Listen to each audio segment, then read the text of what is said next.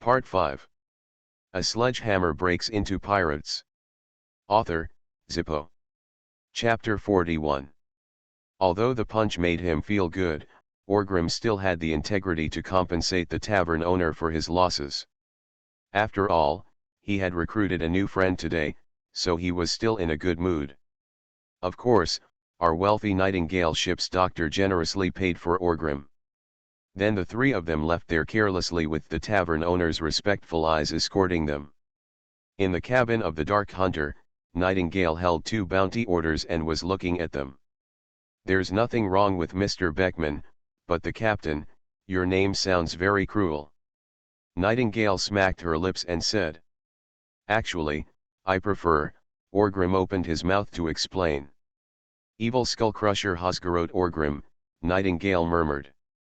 Orgrim's face froze and he said, "Listen, I hope you can call me Doomhammer Khazgarot Orgrim from now on." "Ha ha ha ha," Orgrim prefers the name Doomhammer, but because he always likes to blow other people's heads with his sledgehammer during battles, he was called Evil Skullbreaker by the Navy, which made him very unhappy. Beckman sat aside and said with a smile.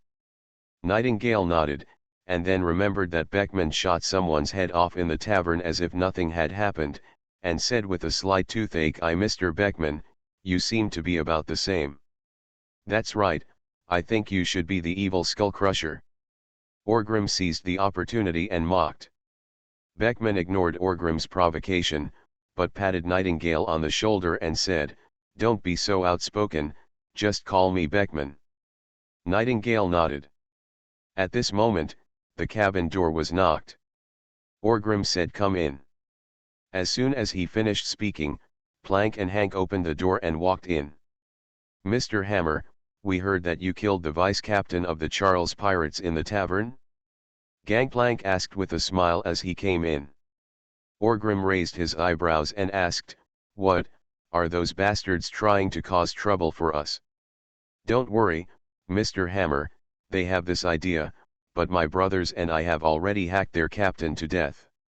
I don't know what happened, but it seems that they have no power to fight back." Hank patted the machete on his waist and said with a grin, "That bastard is seriously ill." Beckman responded with a nod. "Are you just here to tell me such trivial things?" Orgrim asked with a smile. Hank and Gangplank shook their heads together, then walked over and said, "Master Hammer, I have made it clear that Nefertali Cobra has not left the king, right in Alba." "Albina? It's not too far from here." Orgrim thought for a while and then said, "It's not advisable to bring too many people, most of the brothers stay at the Rapeseed Flower Bar," Beckman said softly. "They are going to cause trouble this time, and they are not going to rob the royal family of Alabasta. They don't need so many people to cheer, and they don't need too many manpower to carry the treasure. After all, Albina has with 600,000 elite troops stationed in Orgrim. Even if the entire regiment pressed forward together, they still couldn't make a splash. Therefore, they fought in a small scale and found a way to kidnap Nefertali Cobra, and that was it. Too many things will get in the way." But at this moment, Nightingale asked with some surprise and confusion, "What do you mean? Are you going to rob Albina?" "Robbery?" Orgrim was stunned for a moment, then said with a smile, "Although your understanding is wrong, it's almost the same. We are here to kidnap and extort money." Nightingale was shocked. He quickly said, "Alabasta is a superpower. Alabasta has an army of 600,000. Gee, ha ha ha ha ha, what happened to 600,000? Orgrim asked with a laugh. To be honest, he kind of liked this evil laughter. It felt very good. "You guys are crazy," Nightingale said in a loud voice, and then he hesitated. "Is it too late for me to get off the ship now? Do you think we are a charity organization?" Orgrim rolled his eyes at Nightingale and said, "It's over, we haven't even gone to sea yet. Are we going to Impelton?" Nightingale complained helplessly. Beckman patted his shoulder again and said, "Don't worry, we are very strong. If we make a surprise attack and catch them off guard, the success rate should be very high." Nightingale forced a smile, and then said, I have a piece of information that is not very accurate. What information? Beckman asked. I heard that the celestial dragons from Holy Land Marijoya came to Alabasta for a tour. Normally in this case, they would choose to live in the palace of Albina. After all, the Nefertali clan is very special, and the celestial dragons also want to give them some face and deepen their connections and feelings with each other. Nightingale said. Orgrim and Beckman were both stunned. Then Orgrim looked at Hank and Plank and asked, have you received any news about this? Plank shook his head in confusion and said, I haven't heard of any celestial dragons. After hearing this, Beckman looked at Nightingale again, and Nightingale waved her hands helplessly and said, I have already told you that it is not very accurate information, and in fact, the confidentiality of the Tianlong people's patrols is also very strict. Orgrim frowned slightly after hearing this. Are the Draconians' patrols strictly confidential? In his mind, why was it such a big deal? But if I think about it carefully, strict confidentiality seems to make sense.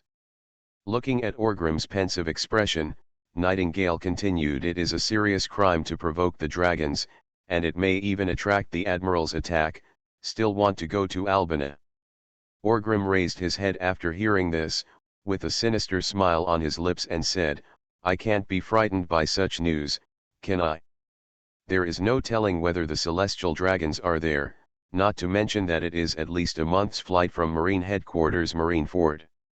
Even if a Navy admiral is dispatched, if the celestial dragons are provoked, it is unlikely that they will arrive in an instant, right? The sea is so big, I can't afford to offend it. Why can't I hide from it? Are you really crazy? Nightingale asked helplessly after hearing this. No, Beckman smiled and shook his head, and then said, it should be said that we are all crazy. Gangplank and Hank looked at Orgrim and asked, Master Hammer, how do we arrange it? According to the original plan, prepare some camels and sand canoes, and we will go from the interior to Albina. Plank, Hank, you will sail from here, under our flag, leave the rapeseed flowers and go to the port of Nusher. It was very close to Albina and was responsible for our evacuation. Orgrim waved his hand and said, Yes, Mr. Hammer.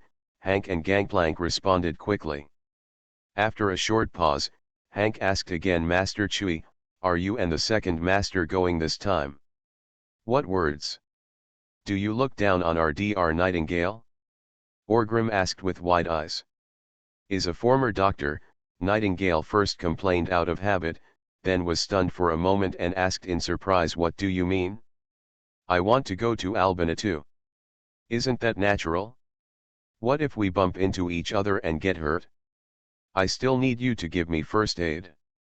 The key is, it seems like you are very familiar with Albina. You must have been there frequently, right? Orgrim said with an evil smile. He really guessed right.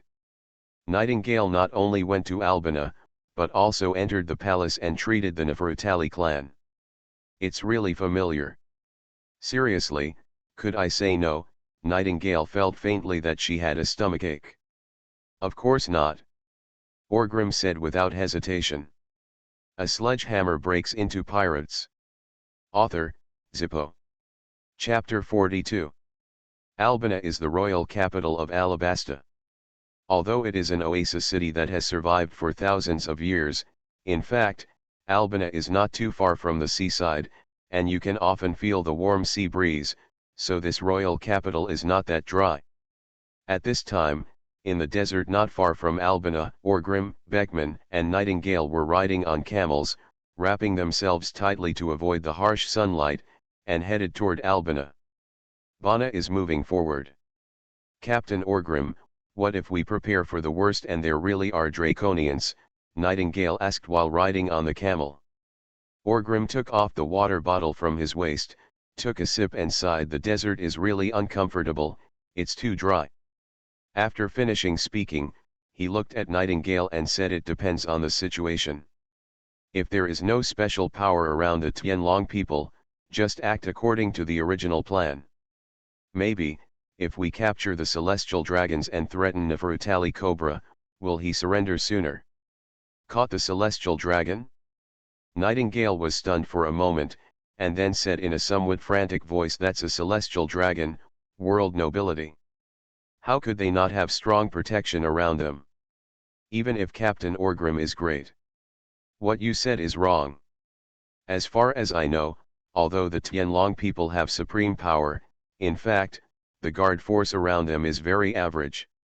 After all, no one would want to attack them." Orgrim waved his hand and said, "Although the heavenly dragons have supreme authority, if something goes wrong, the admiral will have to get involved to solve the problem. But in fact, the defense force of the heavenly dragons is indeed not very good. It seems they are very powerful, but most of them are just fake.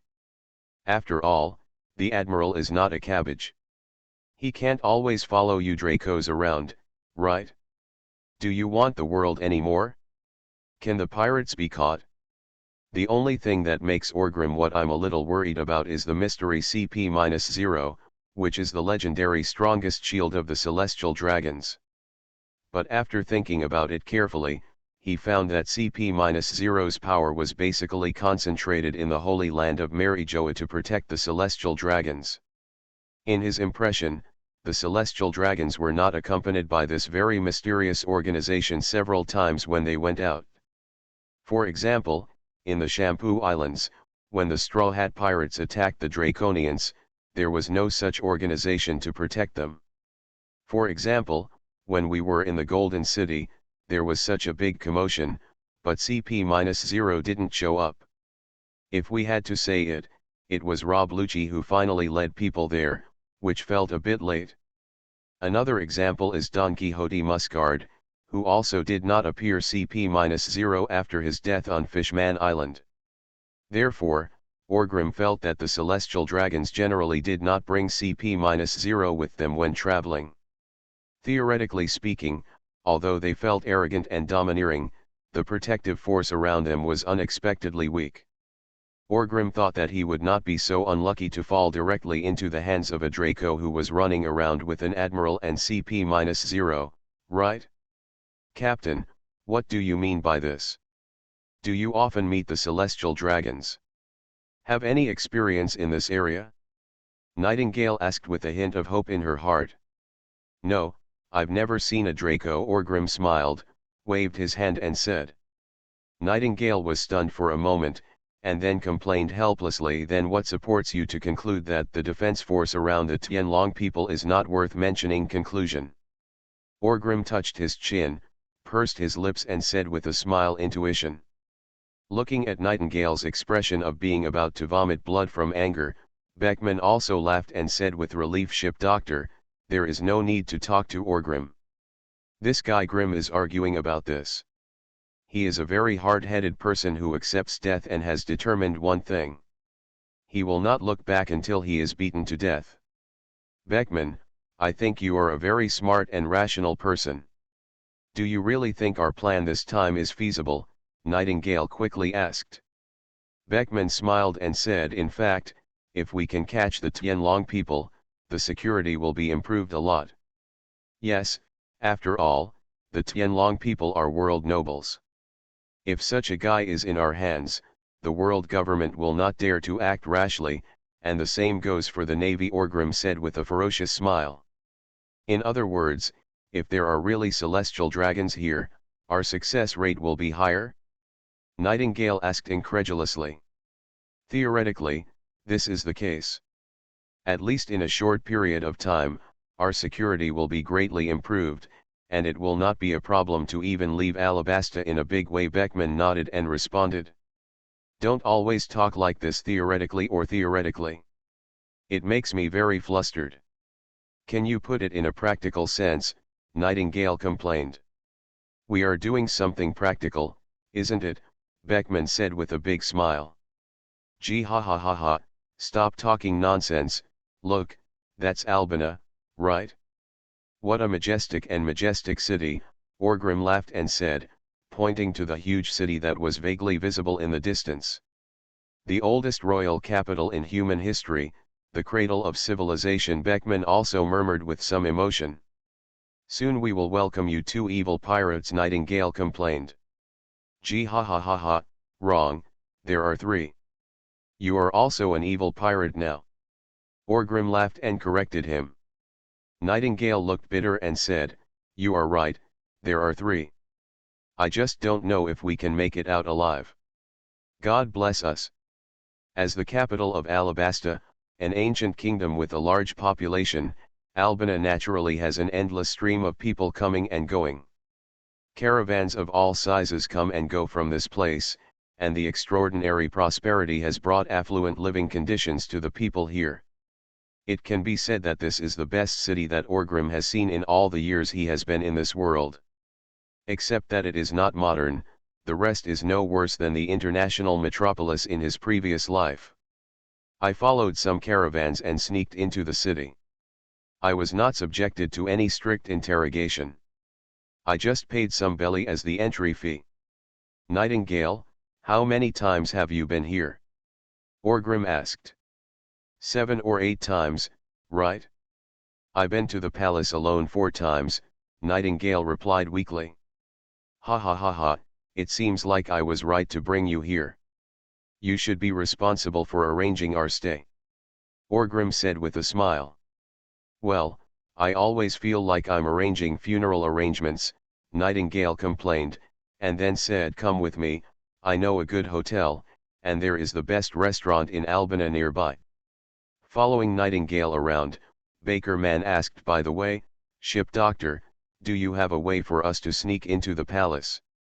If I were still the national doctor of the former Drum Kingdom, His Majesty Cobra would definitely welcome me into the palace in person, but now, I am a pirate, how could I bring you in casually? Nightingale shrugged. A secret passage or something, isn't there? Orgrim asked. How could I possibly know this? Nightingale rolled her eyes and said. Ha ha ha ha, that's right. Orgrim smiled awkwardly, then he looked at the majestic palace and murmured, then it seems that you have to find a way by yourself. How about a strong attack? Maybe it's not that difficult to get in, Beckman suddenly spoke. Orgrim's eyes lit up when he heard this. He turned to look at Beckman and said, do you have a good idea? Of course, don't underestimate my brain, Beckman said very confidently. You are listening to novels at Bless Up channel. Wish you happiness and luck. How do you feel about this novel? Please like and leave a comment. A sledgehammer breaks into pirates. Author, Zippo. Chapter 43. It was night, in the palace of Albina, the young His Majesty Cobra was handling the government affairs of the country. Behind him stood the guard captain Akaram, who also looked young. Although he is the captain of the guard in name, in fact, Akaram is more like Cobra's butler, taking care of the daily life of the king of Alabasta. Cobra signed his name on one document, then opened the next document, and then said with a somewhat surprised expression, oh? Dr. Norman Nightingale actually appeared in Albina.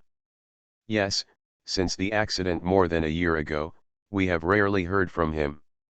A few days ago, he seemed to have come to Albina and did charity work in the city, providing free medical treatment to the people. Woolen Cloth Akaram smiled and responded. Yeah? That accident was really a pity. A good future was ruined. Drinking made things worse, but it seems that Dr. Nightingale has cheered up. Is this a good thing? Cobra said with a smile upon hearing this. It's certainly a good thing that he can cheer up. Akaram responded. After a slight pause, he asked again, Your Majesty, do you need to invite Dr. Nightingale to come to see you? Cobra felt some discomfort in his chest, coughed a little, then smiled kindly, shook his head and said, No need, the sea breeze is blowing recently. I think I just have a cold. Dr. Nightingale probably doesn't want to be disturbed by us, right? I see. Akaram nodded and responded. Then the two of them did not continue to communicate. Cobra was still dealing with the government affairs at hand. After a long time, Cobra suddenly asked again, where are the Tianlong people? No problem. Fortunately, it's not as domineering as I imagined, but, well, it's still acceptable, Akaram said with a slightly helpless tone. Alas, they, the celestial dragons, still have to give our Nefertari clan some face, Cobra also said with some helplessness. What good things can the celestial dragons do when they go out on patrol? Even though Albina's palace has been much restrained, it still ruined many palace maids and executed some for trivial matters. They offended their guards. The palace in Albina was now very noisy, and the usual harmony was completely lost. The servants did not dare to speak too loudly. Cobra also wanted to send that bastard Draco away quickly. Stop causing trouble to Alabasta, but since 2 days ago, the sea breeze has changed, and the noble celestial dragon lord has become ill. He has been coughing non-stop, and the original trip to leave has naturally been delayed. What does your majesty think the Tianlong people are visiting this time for?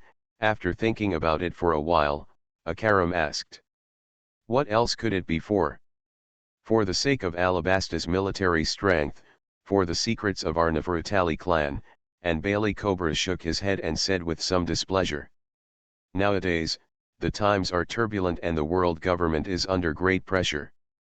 As a military power, Alabasta will naturally have some ideas. In fact, before the Tianlong people came, there was already a world government. Officials came to communicate with Cobra about some issues, such as increasing the number of enlistment quotas for the Navy here. Because Alabasta is a major military country with an elite and powerful army and a large number, if these soldiers can be recruited by the Navy, which is naturally a great thing for the world government. However, Cobra did not agree to this matter. Of course, accordingly, he still increased some taxes for the world government, but with the national strength of Alabasta, it is still affordable. After all, Alabasta is currently very prosperous and has not been harmed by Crocodile and the Great Pirate era. Its economic power is also very strong. Otherwise, how can it afford a million-strong army? As for the arrival of the Tianlong people, it should be regarded as a means of the world government. Yes, as the current royal family of Alabasta, the Nefertari family has indeed inherited some secrets that have been passed down from ancient times. This secret is about demons. The fruit inheritance technology. The world governments have been coveting this technology for a long time. They have been talking about Te Niang for more than 800 years, but they have not reached an agreement. This time we will talk about it. But this technology can be regarded as Alabasta's. It is one of the core technologies. The ancestors did not hand it over to the world government. How could Cobra hand over this thing to the world government? Moreover, Cobra vaguely felt that Alabasta and the world government seemed to be drifting away. 800 years is too long. The world government has become more and more depraved and dark, and Cobra is also a little disgusted with the world government.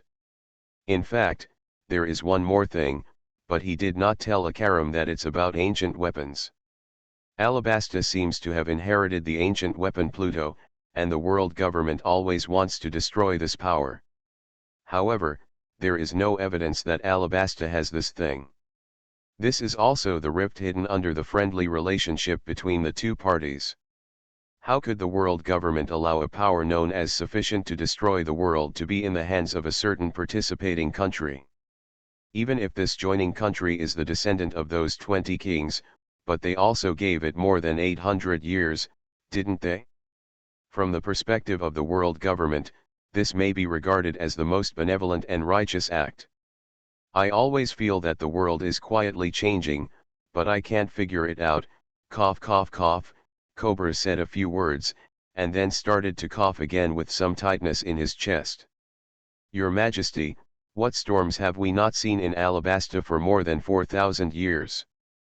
Please don't worry too much and pay more attention to your health. Akaram patted Cobra's back gently and said with concern. Ha ha ha, you are right, we in Alabasta have never experienced anything, no matter how big the storm is, You can always get through it. After Cobra took a breath, he said with a smile, his tone was very confident. At this point, Cobra looked at the night outside the window again, with a smile on his lips, and whispered softly, I wish Alabasta is blessed by the god of jackals and falcons. At the same time, on the roof of a tall building not too far from the palace, Orgrim and Beckman were standing here. Orgrim was holding a small rag in his hand. He held it in the air, as if waiting for something. After a while, the sea breeze blew, and the small rag fluttered. A smile appeared on the corner of Orgrim's mouth. After observing for a while, he said, that's right. This is the direction, let's get started.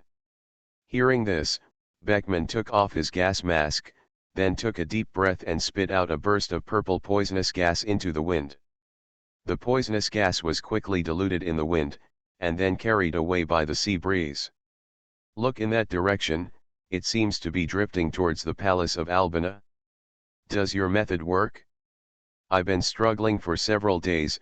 Orgrim looked at Beckman, who kept putting poison in the air, and asked. Don't worry, they can't detoxify my poison. It will become more and more serious as it accumulates. By then, if they hear what Norman Nightingale, the former state doctor of the Drum Kingdom, said in Albina, we will definitely ask him for help. By then, we will be able to sneak into the palace. Beckman smiled and said confidently. Then take it easy and don't poison people to death. Otherwise, wouldn't I have to open a coffin shop and sneak into the palace to collect the bodies? Orgrim complained. If you don't speak, no one will think you are dumb. Beckman said helplessly. A sledgehammer breaks into pirates. Author, Zippo. Chapter 44. In the royal palace of Albina, the dormitory where the celestial dragons temporarily reside. At this time, a large group of celestial dragon servants who came from Holy Land Marijoya were almost dying of anxiety. About a week ago, Saint Muscard fell ill.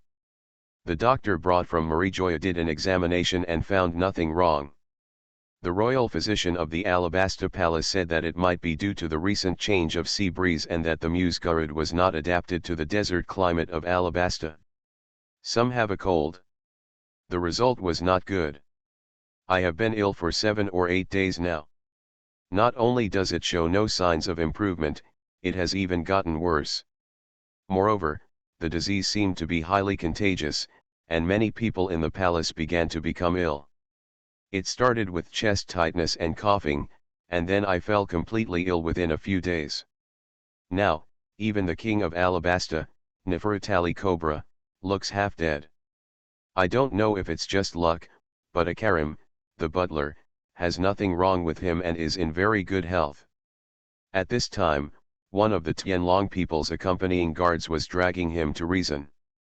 Akarim, the condition of Saint Muscard must be cured. If anything happens to Saint Muscard here, millions of people in Albina will be buried with him. Including you and me. Do you understand the seriousness of this? The guard said anxiously. Akarim slapped his hand away and said angrily, of course I know the seriousness of this, but what's the use of just telling me? It's not that we in Alabasta are unwilling to treat. Aren't the doctors from Marijoya also helpless? His Majesty Cobra is also suffering from an illness. Of course I want to resolve this illness as soon as possible. I think here. Before Akarim could finish his words, the celestial dragon guard said angrily, I don't want to listen to these excuses, and I don't want you to feel it, I want me to feel it. Then, the guard grabbed Eukarim. Kalim opened his mouth and roared at the top of his lungs, call all the doctors in Alabasta. You must cure the condition of Saint Musgarud, otherwise, they will all be executed. At this time, a hand stretched out and grabbed the wrist of the Tianlong guard, and then said in a deep voice, calm down. The guard captain glanced at the man fiercely, but calmed down and took back his arm. Thanks a lot, Bel. Akarim thanked the man. This man is none other than one of Alabasta's patron saints, Bel of the Falcon, but Bel is still very young now, looking only about 17 or 18 years old. At such a young age, After inheriting the position of Alabasta's patron saint, Bel was in a state of triumph at this time. Naturally, he did not want to see the sudden and inexplicable death of the king of Alabasta. He also did not want to go to the celestial dragon Muse. Burial of Saint Garud. You're welcome, Lord Ikarim. Bel nodded and said. The guard captain snorted coldly, turned around and left. After he left, Bel asked softly, "How is your Majesty's health?" Ikarim shook his head with regret, and then said in a low voice, "It's still not good. The Imperial doctor detected a very hidden toxin in your Majesty's body. I suspect this is a poisoning incident. Have you found the reason yet? Is there anything the Imperial doctor can do? Have you told the Tianlong people?" Bel asked quickly. Although the cause was found, the Imperial doctor tried many methods but failed to remove the toxin.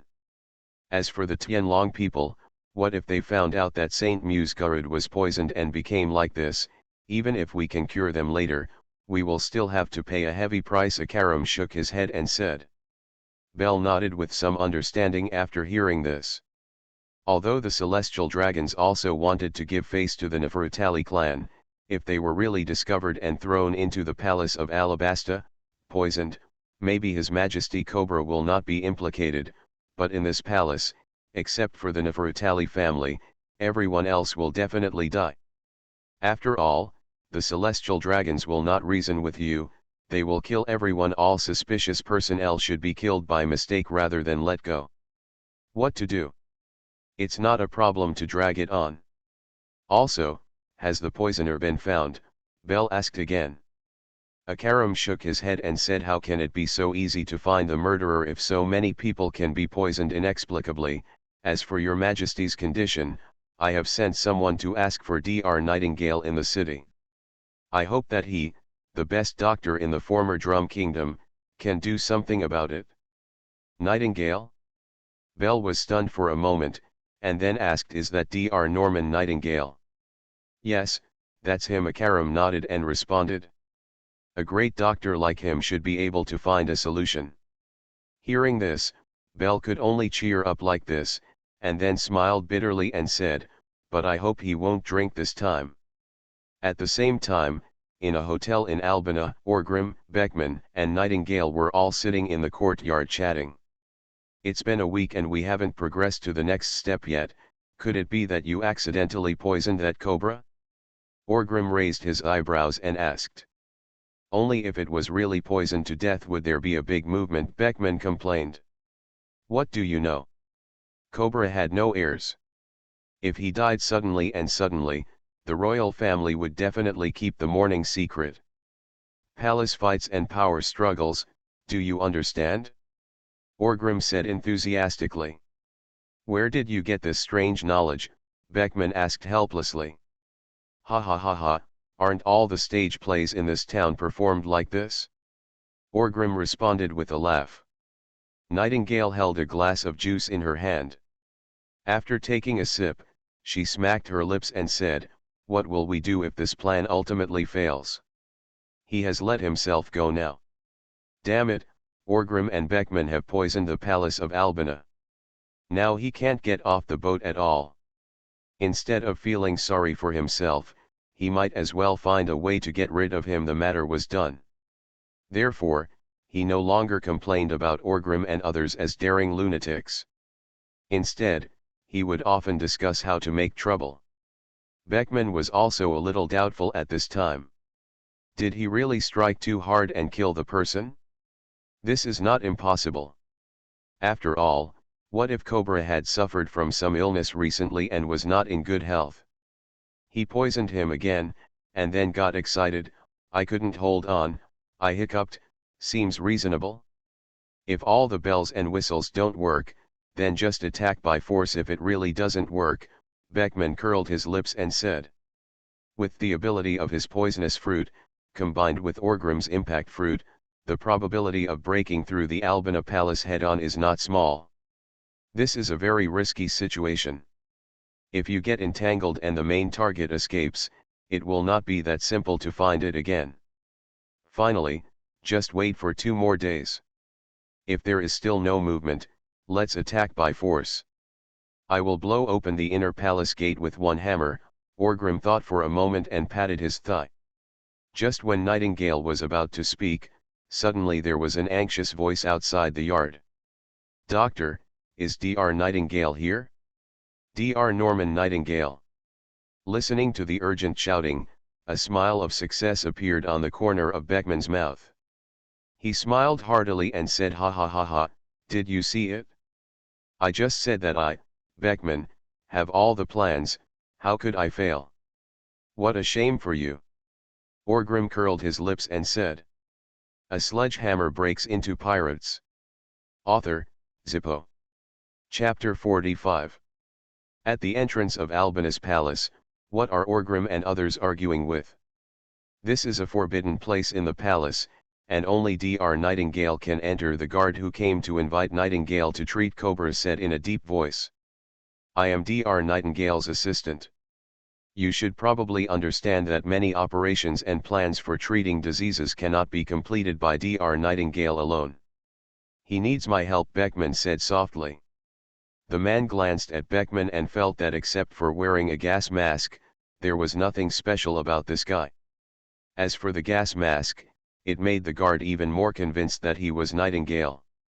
The excuse of your doctor's assistant is not common after all. It seems that only people in the medical field would use it. Well, in that case, you can enter with Dr. Nightingale. The guard thought for a while and then said. "What about me?" Orgrim frowned and asked with some dissatisfaction. The guard glanced at Orgrim and then said, "You don't look like an assistant, do you? Which doctor's assistant would carry a big hammer? Almost 3 meters tall." Orgrim was stunned for a moment when he heard this. Yes, from various angles, he doesn't look like someone related to the medical industry at all. If you say he is engaged in the funeral and demolition industry, it's more like it. I didn't say that I was Dr. Nightingale's assistant, guard or bodyguard, do you understand? Dr. Nightingale is such a big shot. I wonder how many people want to kidnap and blackmail him. Why shouldn't he have a strong bodyguard to protect his safety?" Orgrim said with a roar. "This is the royal palace of Alabasta.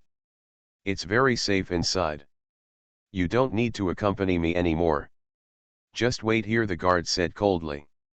"Damn you, why are you asking someone to treat you and you still have so many problems? We are not used to you yet. Let's go, we won't treat this disease. You go back and tell that guy Cobra that it can't be cured, no save, wait to die." Orgrim cursed the guard, then grabbed Nightingale's arm and pulled him back. "How dare you slander the royal family, you bastard," the guard shouted angrily, and at the same time he pulled out a section of the saber from his waist, his eyes very cold.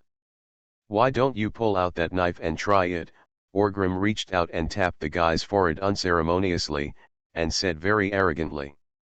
In the end, the guard did not have the courage to do this.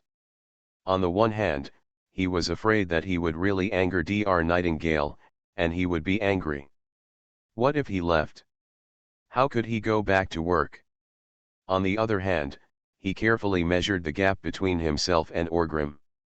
If nothing else, just looking at his physical fitness, he felt that if he dared to draw his sword, he might really die if he tried it.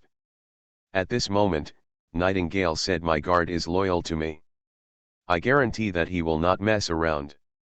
His Majesty Bulla's condition is the most important thing at this time, why not make it easier?" After weighing the pros and cons, the guard thought that there were a lot of defense forces in the palace and there were 2 patron saints. Even if this bastard was unruly, there should be no need to be afraid. The most urgent thing is to ask Dr. Nightingale to treat him. Illness is the most important thing. I don't have time to talk nonsense with this reckless man here. What if the time is wasted and His Majesty Cobra dies? Follow me, the guard glared at Orgrim fiercely and said in a deep voice. Then the 3 of them swaggered into the palace of Albina. Nightingale had been here many times, but it was nothing. Beckman also behaved very calmly, and he really looked like an assistant to a top doctor like Nightingale. But Orgrim didn't have so many scruples. This was his first time entering the palace. It is still a palace with a history of more than 3,000 years, how can you not be curious? He behaves like a big boss, looking left and right, and from time to time he will point out a few words. Why is the wall here too high? If it affects feng shui or something, a well should be dug there to avoid having to find water to put out the fire if it catches fire. The guard leading the way was so angry that he wanted to draw his sword and fight him for 300 rounds.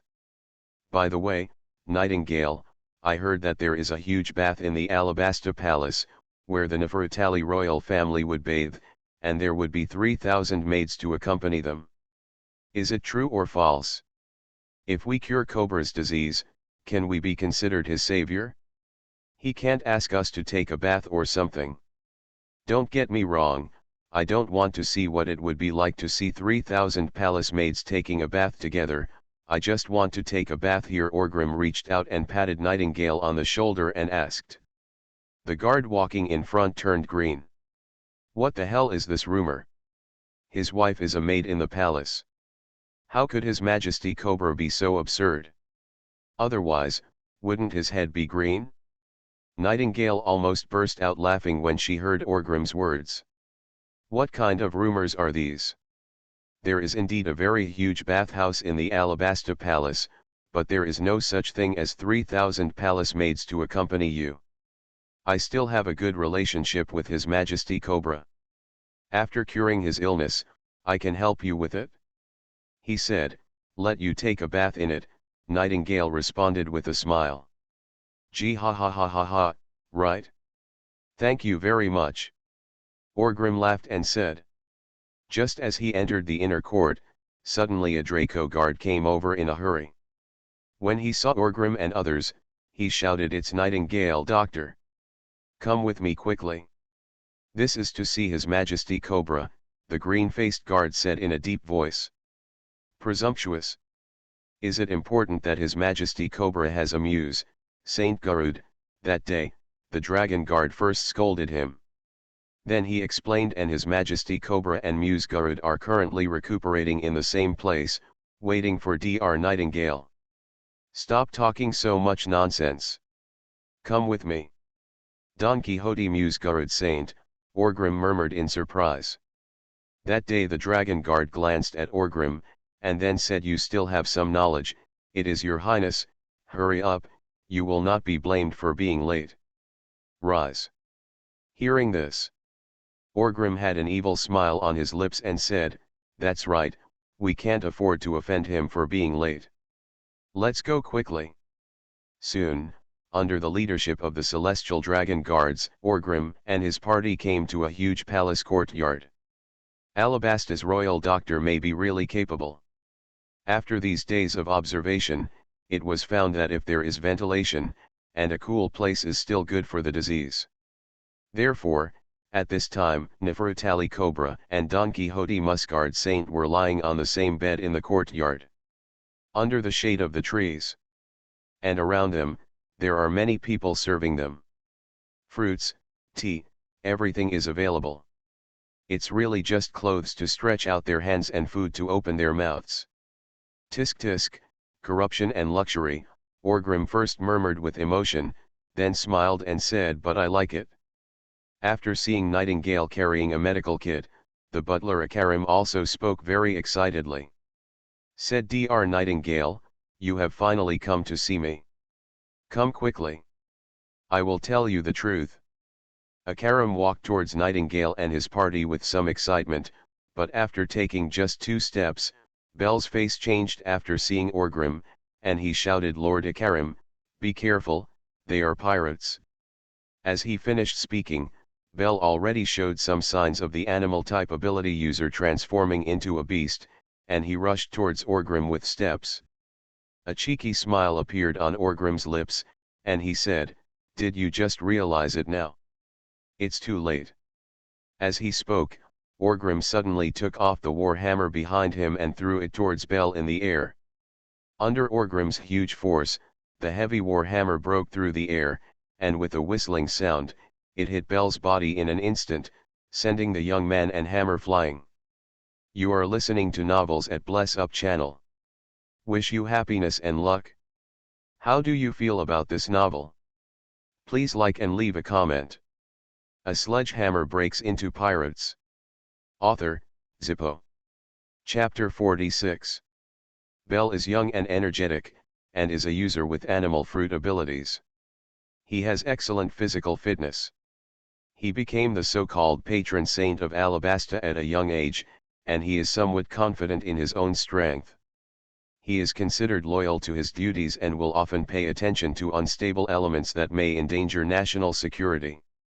Not long ago, he heard that a big pirate emerged from the North Sea. He was so rampant that even the warships of the Navy headquarters dared to attack, and even escaped from the hands of the hero Garp. He estimated that such a person would definitely not waste his life in the North Sea and would come to the Grand Line sooner or later. And Alabasta is in the sea at the entrance to the first half of the Grand Line. There is a 1 in 7 probability that it may encounter Orgrim in the North Sea. Although this probability is not very high, it is not small either. Therefore, Bell paid some attention to Orgrim and others, thinking that if evil gangs like them dared to come to Alabasta, it would be fine if they didn't commit any crime. If they did, they would have to make sure they couldn't eat and carry them around. Beckman was wearing a gas mask and was not as famous as Orgrim, so Bell didn't recognize him, but he still recognized the evil skull-crusher Kazgaro's Og at first sight. Reem. In an instant, he thought of everything. The Navy lost a poisonous fruit. In this case, Akaram suspected that someone had poisoned it. But what a coincidence, these people pretended to be doctors and infiltrated into the palace. If this is not a conspiracy, then what is it called a conspiracy? Therefore, Bell immediately revealed Orgrim's identity and rushed out very bravely. However, what greeted him was Orgrim's big hammer, which hit him hard from a distance, making Bell regret it when he originally wanted to resist and show off his bravery. Not enough. He is an animal-type fruit ability user. Even if he has not awakened, his physical fitness is very strong, but he can't resist this blow from the air.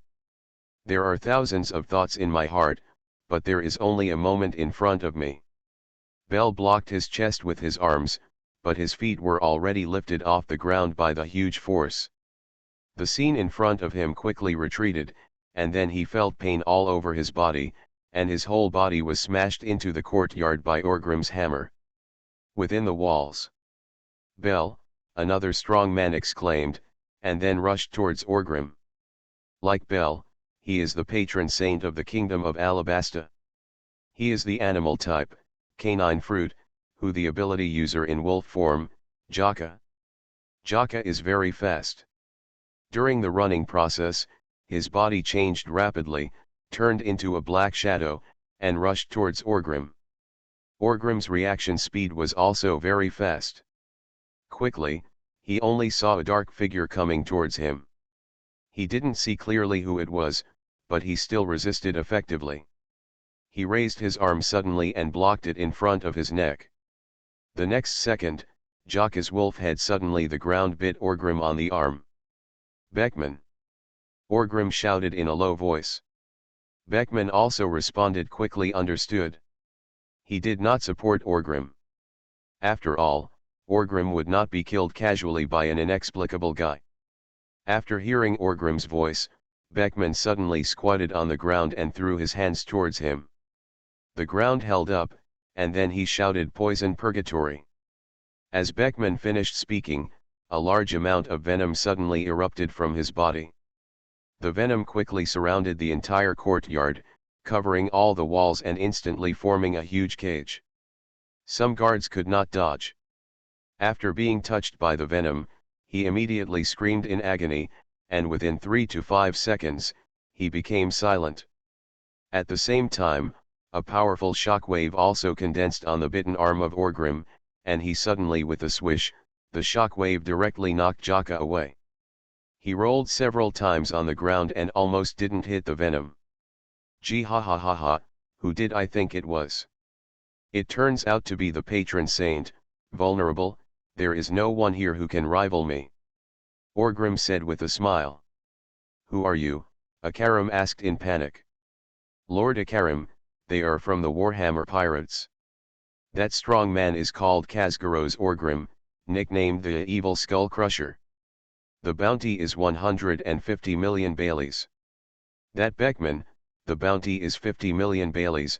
Bell came to Akarim's side again at this time and said. But this guy is a little miserable now. It seems that one of his arms is broken. I wonder if he can still fly. Ahem, Dr. Nightingale. Cobra coughed a little out of breath, and looked at Nightingale with a very puzzled look. Nightingale was also a little embarrassed, spread her hands, and said, I'm sorry, Your Majesty Cobra, I am now the ship's doctor of the Warhammer pirates. Bastards, you despicable pirates, I am a noble celestial dragon, Saint Muscard struggled and cursed. Before he could finish his words, Orgrim punched the ground beneath his feet, and then a circular shockwave spread out from the ground instantly. The people standing in this huge courtyard were blown away. Saint Muscard, who was still shouting just now, fell off the bed and was pressed to the ground by the overturned bedboard, wailing. Endless. Shut up, scum, do you think I care whether you are a celestial dragon or not? Orgrim said very arrogantly. Cobra was also helped up from the ground in a panic by Akarim. Looking at his defensive strength in front of Orgrim and others, it seemed that it was not worth it at all. Mention, I feel a little anxious too. Nefertali Cobra, I only have one thing to do here. If you agree, we can talk about anything. I promise not to hurt you and will remove the toxins from your body, but if you don't agree, don't blame me for being ruthless. You have also seen that I will fight the celestial dragons at will, let alone your name, Nefertali. Orgrim looked at Cobra and said coldly. Cobra coughed a little weakly and said, What do you want, Bailey? Treasure? No, Orgrim sneered, then looked at the unlucky guy Bell, and continued, What I want is the kind of patron saint who can make you, technology passed down. Cobra was stunned for a moment, and then asked in a deep voice, Do you know what you are talking about? I should say, do you understand the current situation clearly? Orgrim sneered, and then stamped his feet violently. The next second, a shock wave erupted from his feet, directly hitting Jaka, who had just stood up, and bounced the guy into the air. Then Orgrim raised his hand and punched in the air, and another powerful shock wave came out of his hand, directly knocking this guy from the air to the ground. 2 consecutive impacts, Jaka couldn't bear the force, and he vomited out a mouthful of blood and passed out. Don't do it, Cobra immediately shouted when he saw this. Orgrim smiled cruelly and said, Don't worry, I didn't kill him, but next time, I won't be so kind. Have you made a decision? His Majesty Cobra. That is our Nefertali clan, the inheritance of Alabasta. Cobra's expression was a little tangled, and he said hesitantly. Yes, you are right, but if you don't give it to me, I will destroy your Nefertari clan, kill this celestial dragon, and I will also find a way to destroy Alabasta in the future, Orgrim said lightly. But his tone didn't sound like he was bluffing at all, which made Cobra feel very anxious and broke out in a cold sweat. The scene fell silent for a while, and only the Musgurud saint who was rescued by the guards could be heard wailing. Orgrim seemed to be waiting patiently, but Beckman carefully observed the expressions of Cobra and others, and then he was shocked and said, Orgrim, give them a hard time, these people seem to you're stalling for time. Orgrim was stunned for a moment, but he didn't question Beckman's intention at all. When he was angry, the circular shock waves condensed on his hands. However, at this moment, a bit of cold air suddenly appeared in the huge courtyard. In the next second, all Beckman's venom was frozen on the wall and turned into ice cubes. Orgrim also felt a cold air. The left half of his body and the arm he just raised were all frozen in the ice. Alala, it seems to have caught up. A slightly lazy voice reached everyone's ears. A sledgehammer breaks into pirates. Author, Zippo. Chapter 47. At the same time as the voice fell, a tall but slender figure broke through the venom frozen into ice cubes and walked into the courtyard from the gate. This guy is wearing a navy cloak of justice and an eye patch hanging on his head. His expression is a bit lazy, as if he has just woken up. Rear Admiral Nightingale looked at the guy with some surprise, and felt that he looked familiar. Orgrim exerted a sudden force, which directly shattered the ice on the left side of his body. Then he moved his arm slightly, turned around and looked at the figure. In fact, before turning around, listening to that voice and looking at the frozen scene, Orgrim had already noticed who was coming. After turning around and seeing it from the front, I became even more certain. Isn't this the future Admiral Kuzengaku? Oh, looking at the military rank, he should be a rear admiral now. It seems about the same, right? But why does this guy appear here? Kuzen? Orgrim raised his brows slightly and spoke.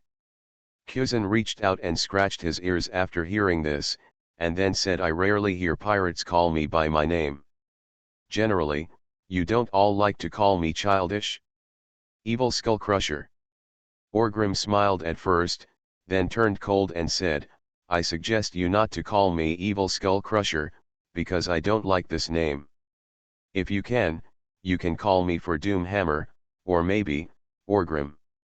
How? Why not? Your Excellency the Evil Skull Crusher? Kuzen smiled and asked. You guy, a flash of anger flashed in Orgrim's eyes, and then he said in a deep voice, do you want to have your head blown off? If possible, I'd like to try it, Kuzen said truthfully. After his words fell, Orgrim did not speak, and the scene fell silent for a while. In fact, Kuzen was also feeling a little bitter.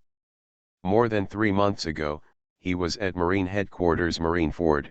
He was discovered by the Sengoku Admiral. Afterwards, Garp didn't follow Marijoa's route. He went around in a big circle and refused to be promoted to general. This incident made the Warring States General very unhappy, but he couldn't deal with the bastard Garp, so he took it out on Kuzen. Originally, he wanted to imprison Kuzen for 10 days, but General Zifa said that Kuzen-zan has a lazy personality. If he is locked up for 10 days, he might treat it as a holiday and fall asleep. Therefore, the Warring States General thought about it for a while and decided to find some trouble for Kuzen. I happened to hear that some Tianlong people wanted to go out to Marijoa, so the Warring States General thought about it and sent Kuzen out. This is not to say that the Warring States General was completely making things difficult for Kuzen. In fact, Warring States General Kuzen is still very optimistic about it. Kuzen became a Rear Admiral of the Navy headquarters at a young age, and also possesses a very powerful natural devil fruit ability. Compared with his predecessors Porosalino and Sakasji, the monster trio known as the Navy. And General Zifa also likes Kuzen very much. Therefore, in the Warring States General's view, Kuzen's future is full of possibilities, and can even be said to be unlimited similarly. And more importantly, Kuzen's position is very clear compared to Sakaski and Porosalino.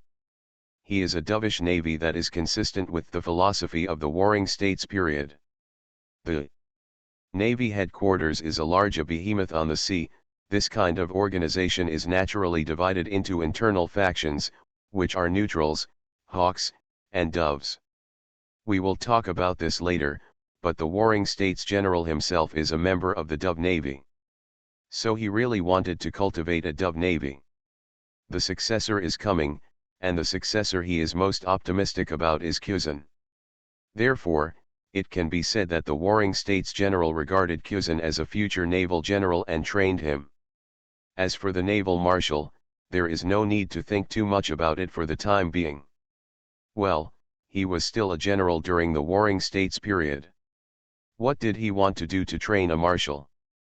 And naval generals have always had to come into contact with the Tianlong people, so this time the Warring States General sent Kuzen out to protect the Tianlong people.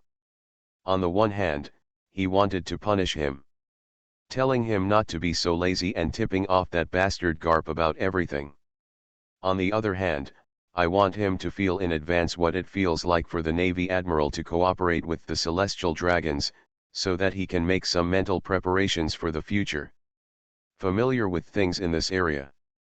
Therefore, Kuzan was sent to the frontier like this, temporarily leaving the Navy headquarters and becoming one of the accompanying members of the Tianlong fleet. At first, everything was normal, and there was no trouble. Come on, no one will attack the Draco fleet. Although Don Quixote Muscard is arrogant and domineering, he has basically no contact with Kuzan. Based on the principle of out of sight and out of mind, Kuzan basically, you don't have to worry about anything and just live a stable life. However, all this changed after arriving in Alabasta, an ancient civilized country. Within a few days of staying there, Muscard Saint became seriously ill, resulting in all subsequent trips have been postponed. In fact, Kuzan doesn't like Alabasta very much. After all, the climate here is hot and it is a desert country, which is completely inconsistent with his attributes as an ice pimple. But the celestial dragons were all sick, and he couldn't tell them to leave quickly, so he hid in the palace of Alabasta and slept all day long. As for the condition of Saint Musgarud, what does it have to do with Kuzan?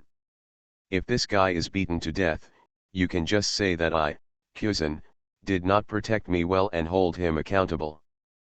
But if this guy dies of illness, then if you throw the blame on me, Kuzan, that would be a bit too much.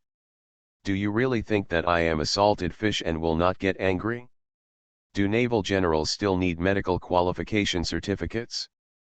Therefore, Kuzan did not pay any attention to the condition of Saint Musgarud, and only thought about when he could leave Alabasta. As a result, something big happened today. Someone actually sneaked into the palace of Alabasta and attacked the celestial dragons. This was within the scope of Kuzan's responsibilities. After all, although he was not a general, he was still on the list of accompanying guards, so he came to rescue him. After the scene was silent for a while, Kuzan spoke first. Okay, I won't call you the evil skull crusher, Orgrim, may I? Kuzan said this first, then paused for a moment, and then continued. The situation is very difficult for me to deal with. Can you give me a little face and leave here? I can stop chasing you. Although Kuzan looked very cool when he appeared on the scene, he was not sure. After all, judging from the situation at this time, his first priority was definitely not to capture Orgrim and his party, but to protect that damned person. The celestial dragons. But for now, Kuzan really has no confidence that he can defeat Orgrim and his party in an instant and protect the Draco. If one of them doesn't play well and the Draco is killed by Orgrim and the others, even if he catches them in the end, there will be nothing good to eat when he goes back. Orgrim also smiled. In fact, he is also in a difficult situation now. If Kuzan is forced into a hurry and entangled with him, it will be difficult to escape, even if he has a Draco in his hand. Because Orgrim wasn't sure if Kuzan, the bastard, would do whatever it took when pressed. This guy has a history of engaging in a life-or-death duel with Sakaski in anger, betting on the throne of Marshal, well, future science. Therefore, it can be inferred that he seems to be easy to talk to, but when he is crazy, he is also unreasonable. Moreover, Orgrim is not confident that he can defeat Kuzan. Although he feels that he will not lose easily, if a fight breaks out and the fight lasts for 10 or 8 days, it will indeed be difficult for Orgrim to handle it. The support of the Navy, if it comes, it will be a lie. With Kuzan's ability, he can seal the ocean, and it will be difficult to escape even if he wants to. Then he will inevitably have to go to Impelton as a guest. Is it possible that we have to change our plans and fight Shiki in prison? Based on his crimes, he should still be qualified to go to the 6th floor. A sledgehammer breaks into pirates. Author, Zippo. Chapter 48. Orgrim did not respond to Kuzan first.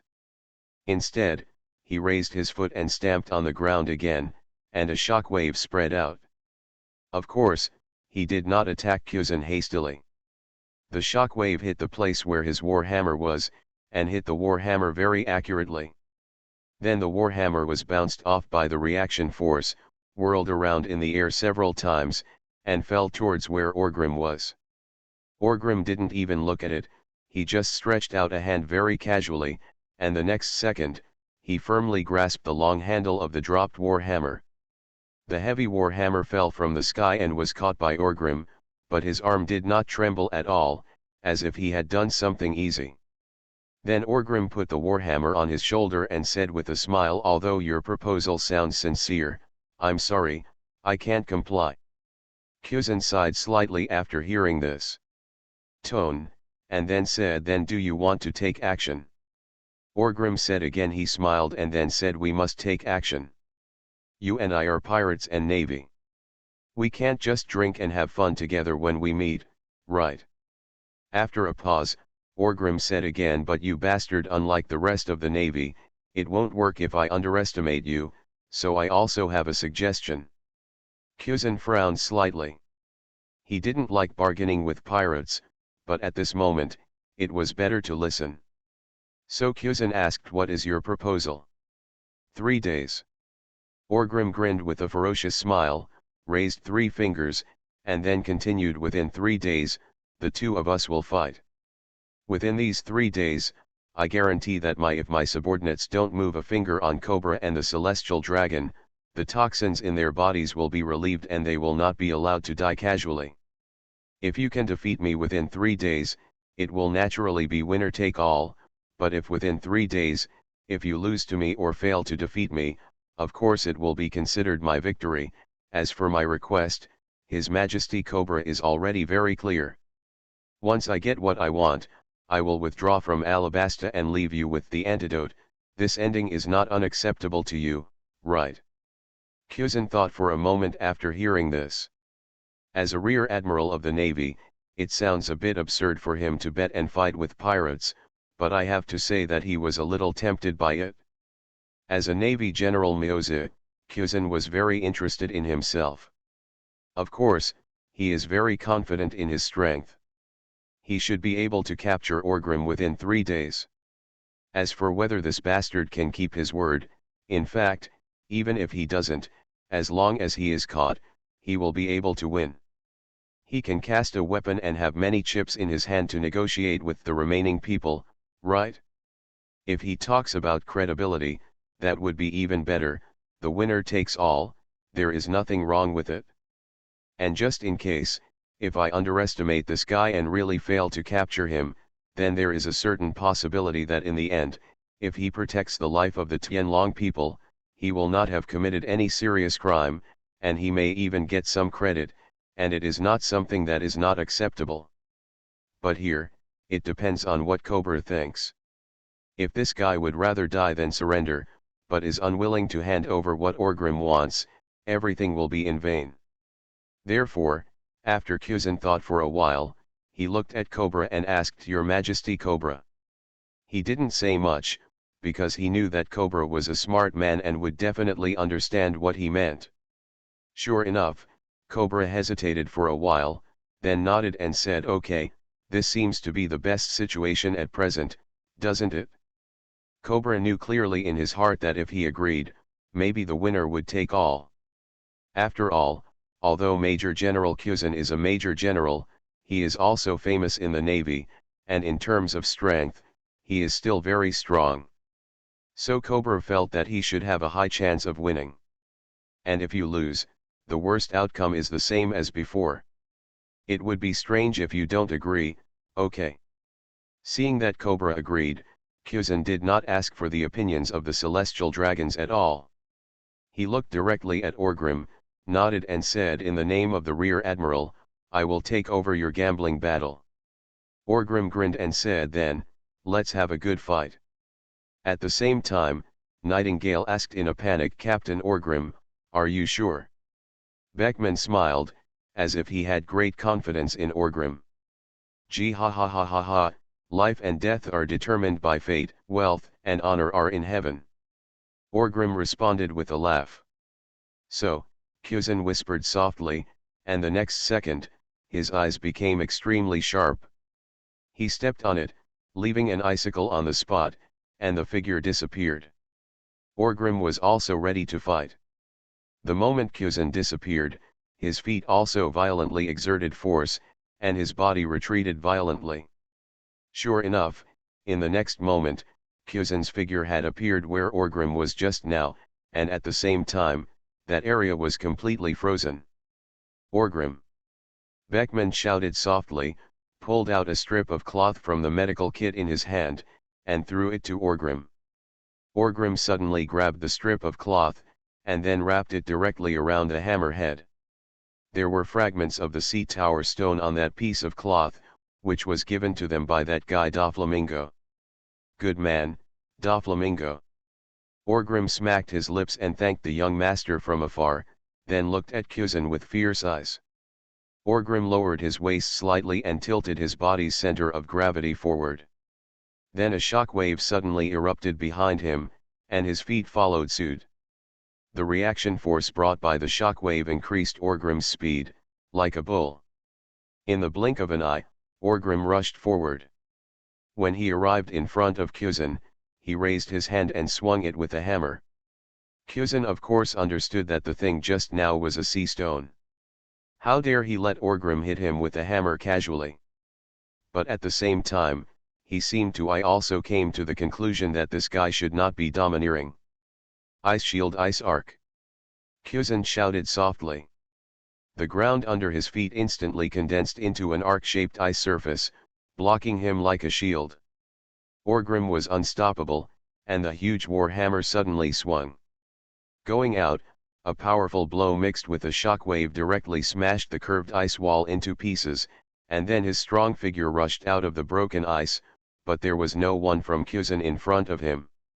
It turned out that Kuzin had already appeared on the top of the ice block at the courtyard gate. He stretched out a hand, pointed in the direction of Orgrim, and shouted "Frozen two-thorn spear." As soon as the words fell, two ice spears instantly condensed in the air and shot towards Orgrim. "Stay out of the way," Orgrim raised his arm and waved it in the air, and the powerful shock wave shattered the ice spear in the air. At the same time, another shock wave erupted under Orgrim's feet, and he jumped up from the ground, his figure standing straight to Kuzin. "Hammer of Valor!" Orgrim roared angrily and smashed down Kuzin's figure.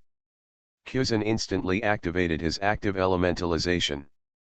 The next moment, his whole body was crushed from head to toe by Orgrim, and his whole body was shattered into pieces.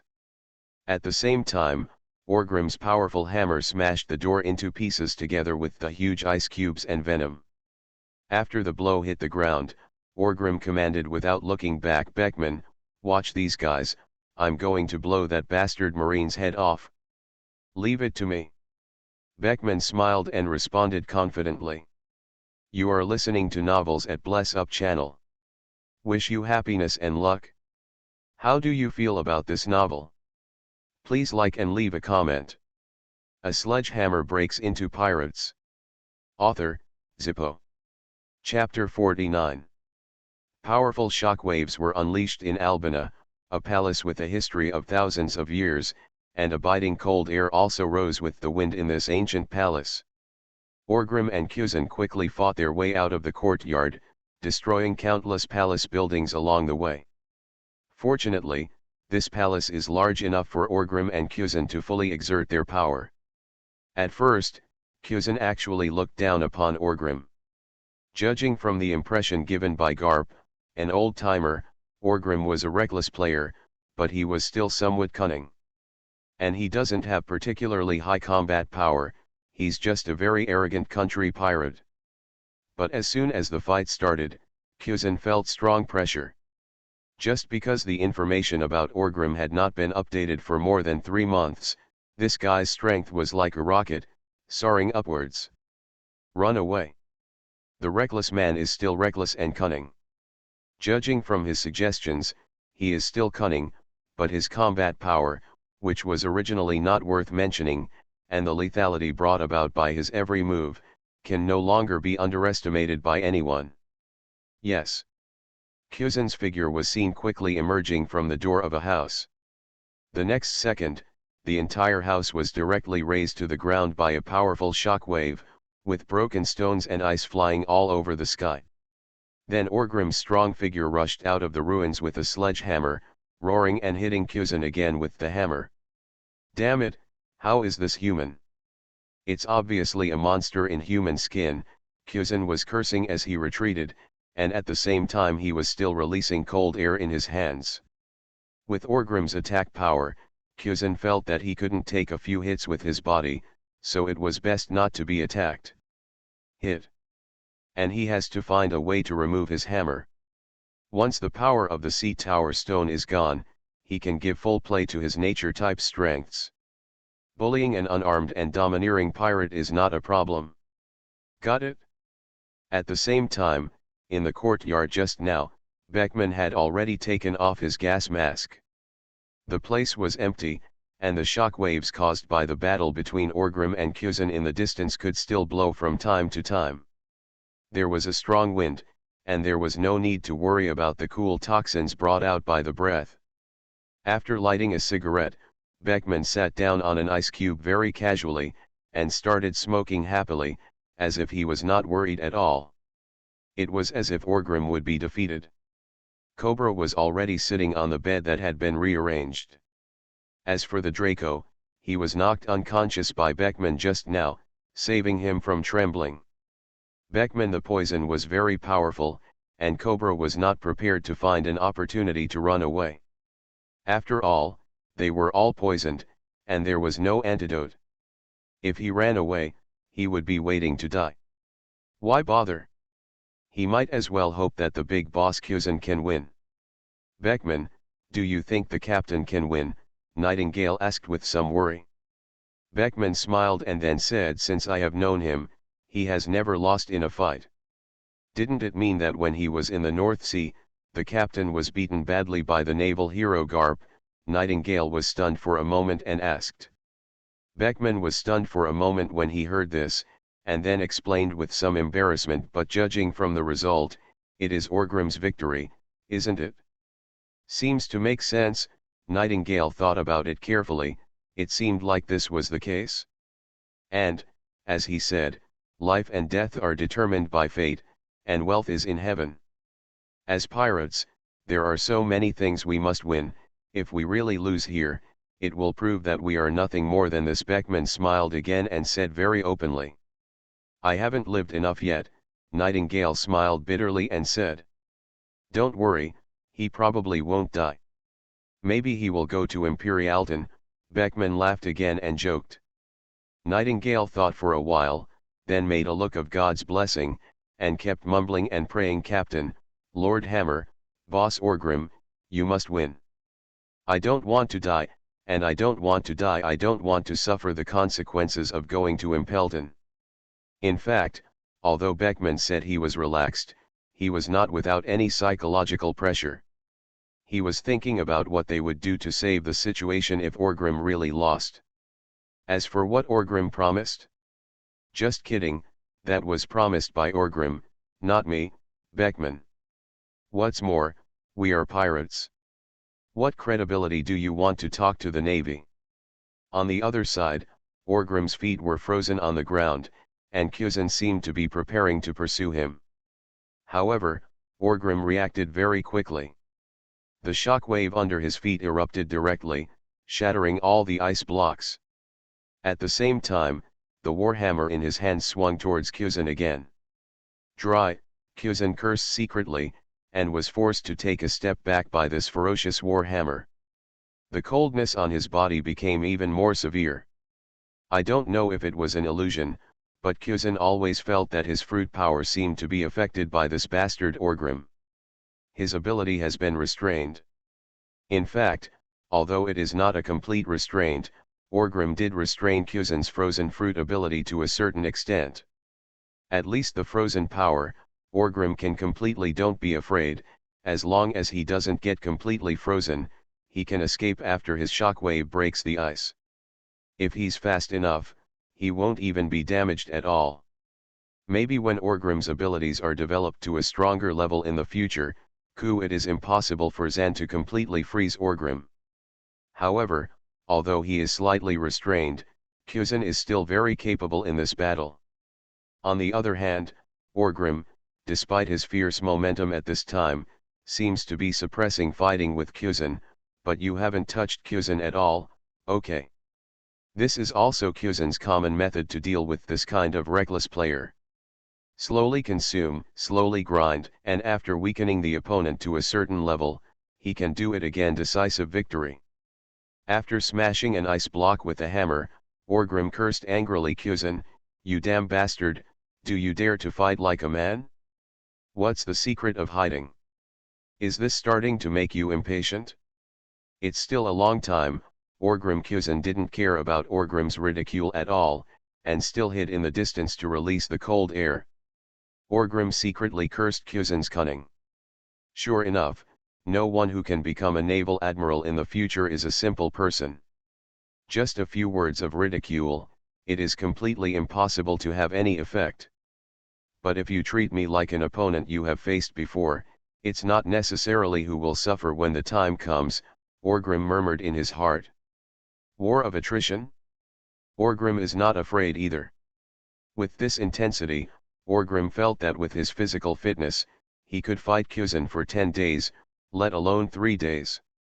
Normally, I don't have a sparring partner who can let me perform to my best, so why not practice with this guy Kuzan, domineering, Orgrim murmured softly, and then a firm look flashed in his eyes.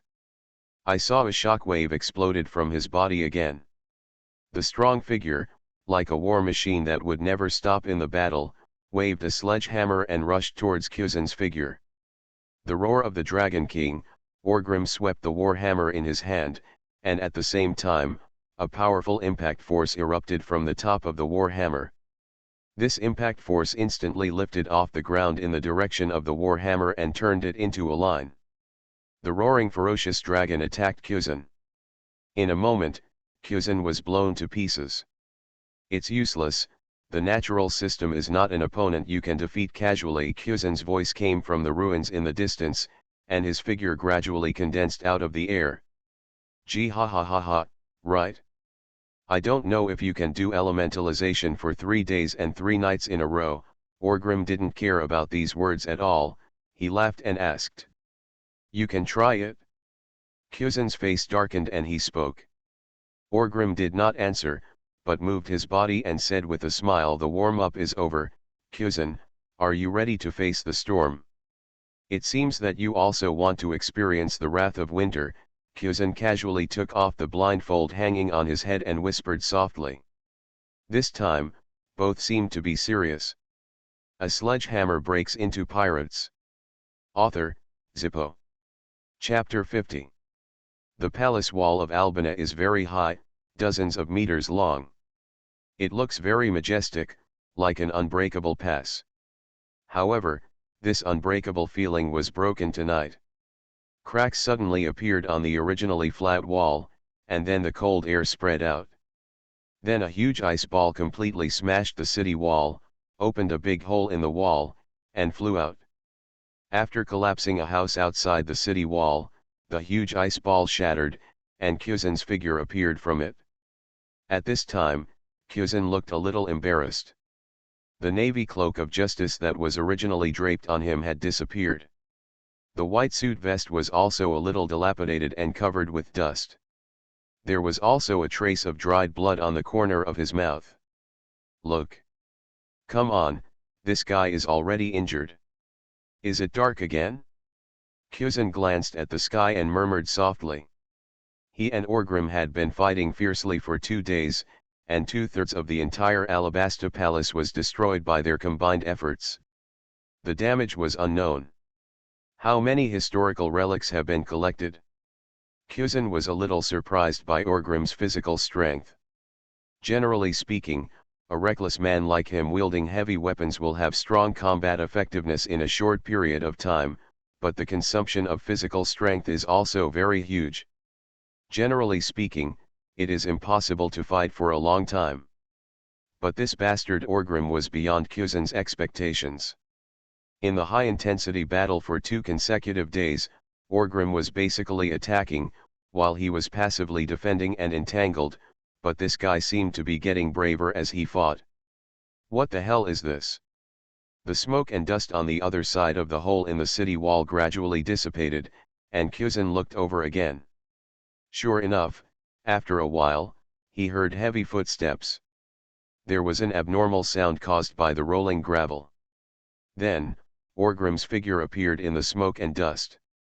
He carried the long-handled warhammer on his shoulder with his left hand. Due to the cold air of Kuzin, his breathing also it brought up traces of white smoke. Compared with Kuzin, Orgrim was obviously more miserable. His upper body was naked, revealing his strong muscles, but his skin was indeed bruised and purple. It was obviously frostbite, and in some places, the skin had fallen off, exposing the bloody muscle tissue. There was half an ice pick stuck in his right shoulder, and the blood on the ice pick had frozen, making him look even more ferocious. Call, Orgrim exhaled a breath, then turned his head and glanced at his right shoulder, and then stood the long-handled warhammer beside him. I saw him holding the ice pick on his shoulder, and then pulled the ice pick out of his body with a sharp tug, and then threw it to the ground very naturally, making the sound of ice cubes breaking. The wound did not spurt blood, because the surrounding blood had frozen. Orgrim moved his shoulders a little, grabbed the warhammer in his hand again, and looked at Kuzin with a very serious look. "Don't you need a break? It seems to me that you are seriously injured." Kuzin raised his brows slightly and said. A smile appeared on Orgrim's lips, and then he said very arrogantly, "No, this kind of injury is nothing at all. I don't need to bother you. I'll return it. I can fight with you for 10 days. The moment the words fell, Orgrim moved, exerted force on his feet, roared, and rushed out while swinging his warhammer. Kuzin has encountered this kind of offensive countless times in the past 2 days. Before, he always chose to distance himself, and then used freezing air to fight, intending to consume Orgrim's power. But this time, a determined light flashed in Kuzin's eyes, and his feet did not move, nor did he feel like he was going to actively elementalize. Instead, he stretched out his hands towards Orgrim and shouted, "Frost and ice." As Kuzin's words fell, his hands quickly sprayed out a large amount of cold air, condensing all the moisture in the air, forming small ice shards like a snowstorm. These ice shards then condensed with each other, heading towards Orgrim. Covered the past. Orgrim was also unwilling to retreat. He pointed his sledgehammer forward, and the shockwave began to erupt continuously, one after another, shattering all the ice that spread from the air. Against Kuzin's constant freezing air and ice, Orgrim approached Kuzin with firm steps.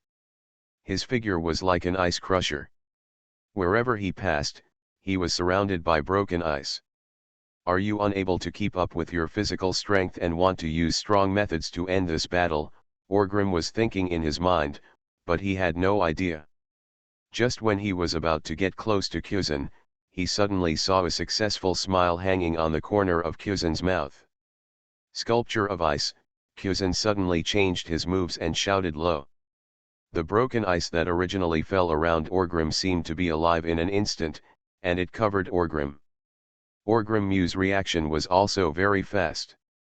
He felt that Kuzin was cheating. How could he not take precautions? At the moment when these ice particles covered him, Orgrim suddenly stamped his foot, and a powerful shockwave instantly erupted.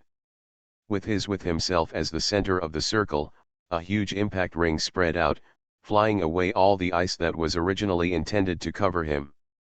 "You underestimate me."